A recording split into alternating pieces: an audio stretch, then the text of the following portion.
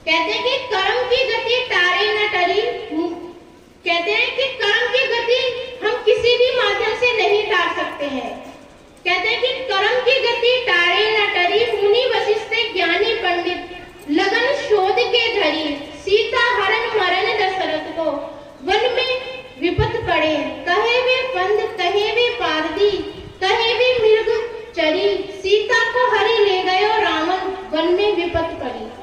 इसका अर्थ क्या है कि मुनि वशिष्ठ ज्ञानी पंडित, जो मुनि वशिष्ठ थे वो ज्ञानी थे, उन्होंने सीता और राम की जो भी शादी की तिथि थी सभी मुहूर्त से लिखी थी। यहाँ पे बात मुहूर्त की आ रही कि हम किसी भी चीज का मुहूर्त देखते हैं, तो उन्होंने भी सब कुछ मुहूर्त से ही किया था। मगर क्या कर्म की गति तारे टरती है? नहीं, कर्म की गति तारे न टरी।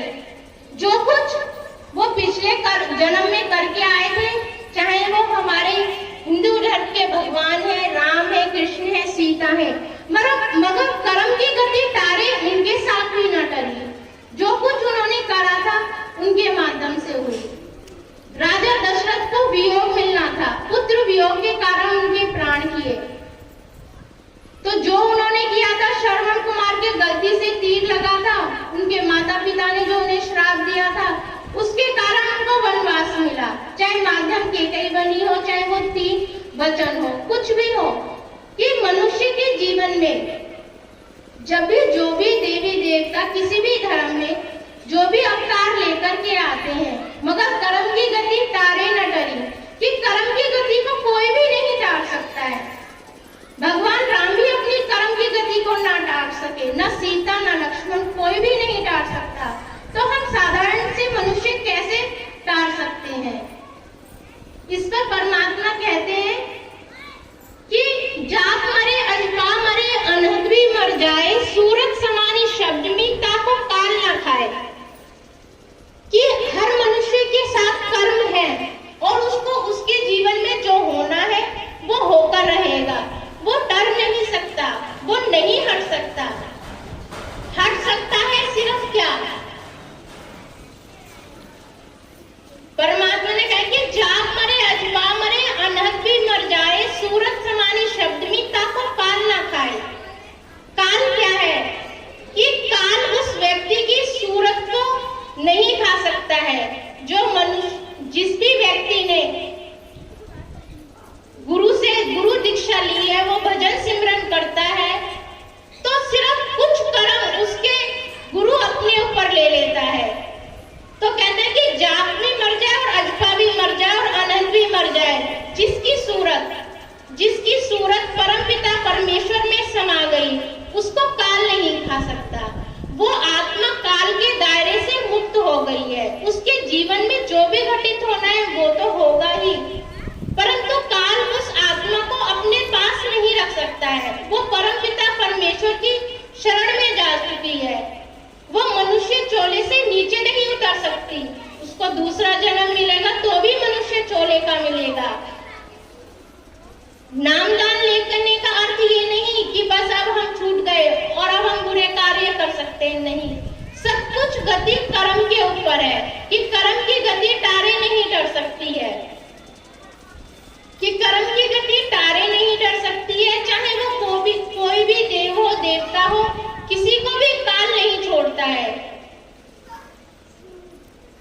कबीरदास जी कहते हैं कि एक राम दशरथ का बेटा, एक राम घटघट में बैठा, एक राम का जगत पसारा, एक राम सब होते न्यारा। कि एक राम को तो उन्होंने बताया है कि एक राम तो दशरथ के पुत्र हुए हैं, एक राम दशरथ का बेटा, एक राम घटघट में बैठा। वो घटघट का राम क्या है? वो हमारा मन। और मन क्या है? काल का एजेंट। मन क्या है? वो काल का एजेंट है, जो कि हमें हमेशा परेशान करता है। जब भी आत्मा चलने लगती है परमपिता परमेश्वर के रास्ते पर, तभी वो हमें रोक लेता है। तो कहते हैं एक राम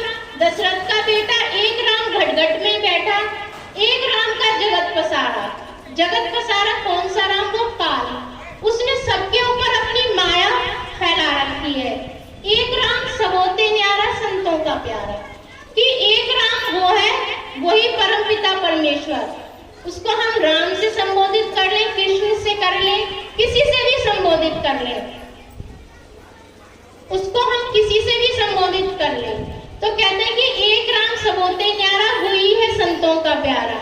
कि संत तो सिर्फ एक राम को जानते हैं जो हमारे अंदर है। छवि बाहर किसी की भी हो, दशरथ के पुत्र राम की हो, चाहे किसी की भी हो, चाहे यशोदा का मैया कन्हैया हो, चाहे कोई भी हो, जब अंदर जिस राम को हमें बता रहे हैं वो सिर्फ संतों का प्यारा, वो राम परमपिता परमेश्वर है, तो हम उस राम को पहचाने। हम चाहे राम राम कहें, श्याम श्याम कहें, या हम कहें सीताराम कहें, चाहे राधा स्वामी कहें, राधे राधे कहें, कुछ भी कहें, वो नाम सिर्फ एक है, यात्रा अलग है। अपनी यात्रा को मोड़ो और अंदर की ओर जाओ। जिसे बाहर ढूंढ रहे हो, जिस ढूंढ को तुम ढूंढ रहे हो, वो कभी ना मिल सकेगा। कहते हैं कि सुनो सो नाम, कहूँ सो नाम, सुनो सो सिमरन, खाओ पियो सो पूजा, जहाँ जहाँ मैं जाऊं सोई प्रतिमा, जो मैं सोऊं सो करूं दंडवत, कहीं पूजू और न देवा, शब्द निरंतर बनवा राजा, मलिन वासना त्यागी, सोवत उठत बैठत जागत, ऐसी रटना लागी। इसका अर्थ क्या है?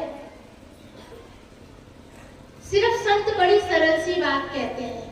उन्होंने कहा है जो भी मैं कहता हूँ वही नाम परमात्मा है, जो भी मैं सुनता हूँ वही नाम है, जो मैं खाता हूँ वही मेरी पूजा है, यदि मैं सो जाता हूँ तो वही परमात्मा की मेरी दंडवत है, और मैं जहां भी जाऊं वही मेरी परिक्रमा है। कि शब्द निरंतर बनवा राजा, सिर्फ अपने अंदर से उस मलिन वासना को त्यागना है, वही हमारी पूजा करनी होती है। परमपिता परमेश्वर को करने के लिए कोई हमें कुछ रचने की जरूरत नहीं है, न किसी को बताने की। छोटी सी कहानी है हाजी मोहम्मद की। नाम मोहम्मद था, मगर अपने 60 साल की आयु में उन्होंने हज कर लिया था 60 बार। तो उन्होंने अपनी नाम के आगे हाजी मोहम्मद रखवा दिया। जब परमात्मा से उनका मिलन हुआ, जब उनकी मृत्यु हुई, जब वो द्वार पर पहुंचे तो एक रास्ता स्वर्ग की तरफ, एक रास्ता नरक की तरफ। अब हाजी मोहम्मद तो चौड़े हुए जा रहे थे कि उन्होंने तो जीवन में 60 बार हज कर लिया था। आयु 60 वर्ष की, और 60 वर्ष की आयु में 60 बार हज, स्वर्ग जाना निश्चित था। जब द्वार पर पहुंचे हाजी मोहम्मद तो उन्हें नरक की तरफ इशारा कर दिया। हाजी मोहम्मद ने कहा कि मैं हाजी मोहम्मद हूँ, मोहम्मद नहीं हाजी, मैं 60 बार हज कर चुका हूँ। तो उन्होंने कहा सब कुछ व्यर्थ है, तुमने कुछ और किया है? उन्होंने कहा हाँ, मैं 5 टाइम की नमाज पढ़ता था। तो परमात्मा के दूत ने कहा हाँ पता है, तुम्हारे हिस्ट्री में लिखा है, हमने देखा है उस खाते में, जब भी कोई तुमसे मिलने आता था तो तुम शांत हो जाते थे और अपनी नमाज को और लंबी कर देते थे। बैठने वाला तुम्हारा इंतजार करता था, ये तुम्हारी नमाज थी। और जब कोई नहीं होता था फटाफट से नमाज पूरी करी और बैठ गए, और जब कोई मिलने वाला आया तो तुमने अपनी नमाज को और बढ़ा दिया। और इसके अलावा कुछ किया है? उसने कहा नहीं, इसके अलावा नहीं। तो रास्ता तुम्हारे नरक की ओर जाता है। जब आंख खुली तो ये एक स्वप्न था, मगर हाजी मोहम्मद उसी रात से परिवर्तित हो गया था। उसने अपने नाम के आगे से हाजी हटा दिया।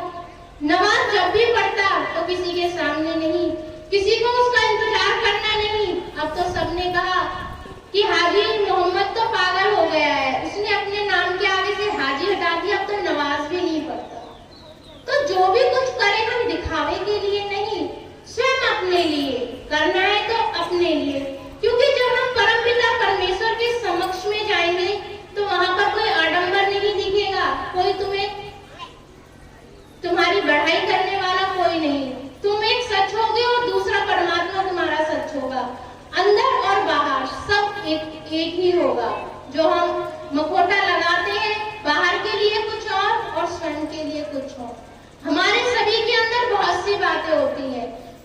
किसी को जाहिर नहीं करते हैं। जब भी हम परमपिता परमेश्वर के समक्ष में जाते हैं, जो हम अंदर होते हैं वही बाहर होते हैं। हमारी प्रार्थनाएं क्या है? प्रार्थनाएं ऐसी है, जब हम नाव में जा रहे हैं, कई व्यक्ति नाव में जा रहे हैं और उसमें एक पंडित भी नाव में जा रहा है। पंडित कह लो, जो कि ईश्वर को मानने वाला है, वो भी नाव में जा रहा है। मुस्लिम धर्म को मानने वाले हाजी भी जा रहे हैं जी, चर्च में बैठे वो पादरी भी जा रहे हैं, सभी जा रहे हैं। यात्रा चल रही है, लंबी है, मगर चलते चलते यात्रा में तूफान आ गया। सभी की प्रार्थना